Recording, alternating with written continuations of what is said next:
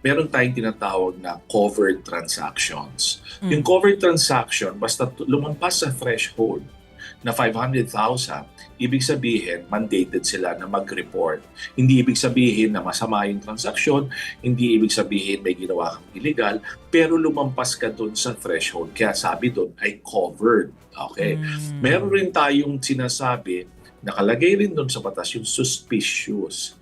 Yung suspicious maaring lumampas, hindi lumampas sa threshold, pero may mga behavior or pattern na pagdideposito, sa pag-withdraw, nakita nyo, na Mm. kailangan i-flag ng bangko. For instance, bigyan natin sila ng example. Ang ginagawa nitong account na ito, meron siyang account for instance na 10 milyon, pero ang ginagawa ng nagdideposito sa kanya, 450,000 lahat, di ba? Every week, 450,000. Tapos syempre, meron know your client ang isang bangko. Alam niya na parang wala naman to personal account lang ito di ba? Mm. Bakit ang behavior nito, regular ang deposito, hindi lumalampas ng 500,000, 450, di ba? So, may behavior na pwedeng suspicious ba ito? Di ba? Or meron naman siyang business, maayos naman, siguro yung regular na pumapasok doon, let us say mga 1 milyon o 1.5 every month, pero may pumasok na napakalaking account. Hindi lang siya beyond, di ba? Let's say, may pumasok na mga 30 million. Mm. Okay? So higit na yun doon sa amount na yun, covered na siya. Medyo suspicious pa. Bakit napakalalaki? Considering matagal na namin depositor ito, pero ganito lang yung level ng deposit nila. At saka doon sa nature ng business nila. So, meron tayong tinatawag na covered.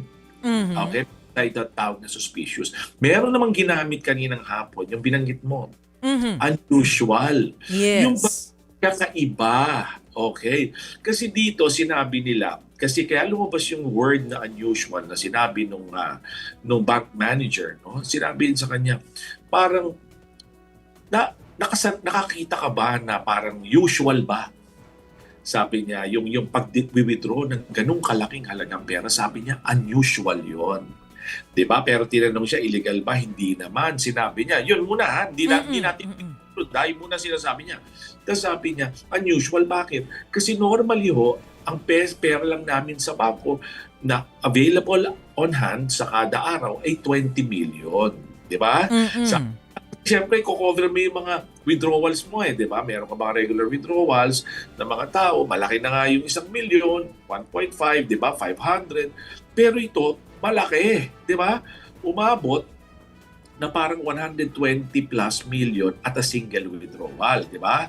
Nung na yun, sinabi nila na nag-total nga yun na parang umabot ng 500 million. In fact, sinabi pa nung bank manager doon na kinakailangan nila na humingi ng additional cash. So, kailangan ng mga 2 araw bago nila na-release yung pera na yun. Di ba, naalala niyo yun? Right. So, yan yung kinalalagyan niya. Ngayon, yung usapan dyan, huwag muna lagyan natin ng kwento. Okay? Kasi yan sa ngayon, ang sinasalaysay ng testigo, yung kanyang kaalaman na activity ng bangko, yung withdrawal, di ba? Yung withdrawal na ginawa doon ng Office of the Vice President. Yun ang doon. At sino yung nag-withdraw? Yung si Acosta, di ba? So, yun lamang. Kasi may iba, yung mga suspecha ninyo, dapat sa testigo lalabas yun. Yung mga nakikinig, ganun ba? Kanino binigay yun? Binulsa ba yun? Yung mga bag na yun? Saan dinala? Testigo ang magsasabi nun, hindi abogado. Okay. Kaya nasabi testimonya ng isang witness. So sa ngayon, ang titingnan lang natin na napatunayan doon, yung mga cheque na naging basihan ng withdrawal na yon na dineposito ay nandoon, di ba? Kasi hindi ka makaka-withdraw ng ganung kalaking amount kung walang pera. So kaya kita nyo, hindi na dinispute ng depensa yon. Napansin nyo? Yung cheque, identity, authenticity, yung mga signature. Hindi nila kasi alam nila na may pera. Kasi paano ka makapag-withdraw kung walang pera na pumasok? Nagaling, sabi nila, sa treasury. So yun ang pinaliliwanag kanina. Kung tayo, let's say, ordinary mamamaya, naglalaro isip natin, saan dinadala ito? Right. Anong ginawa rito? Wala Oo. pa ho sa testimony yon. Kasi meron rin ako natanggap kanina, sasabi, Attorney, maganda yung paliwanag mo yan. Pero, dapat paliwanag mo kung saan napunta. Eh, wala pa nagsasabi. Oo, oo. Wala pa. Hintayin nyo yung Lahat testigo. excited eh. Oo, kasi ang hirap. Kinukonclude nyo kaagad. Sandali lang. Para maliwanag, no, ganyan ang testigo. Kaya po tayo may testigo, sila yung nagpapatotoo ng nangyari dahil sila ang may personal na kaalaman. Sila yung nag-supervise ng withdrawal, alam nila yung amounts. Di ba, tinanong nga, ginamit ba yung mga ano ninyo? Yung pag-transport ng land bank? Sabi niya, hindi ho. Oo.